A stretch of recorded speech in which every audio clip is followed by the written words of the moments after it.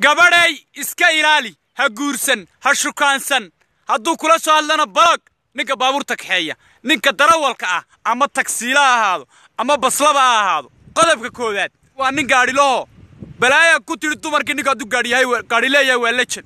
oo kayuuba lagu wada jira waa lagu suxsan yahay marka ina daadi jooga iyo jamaalka iyo quruxda lahayd ina kayuu kasho waa laga qurux badan yahay iska ilaali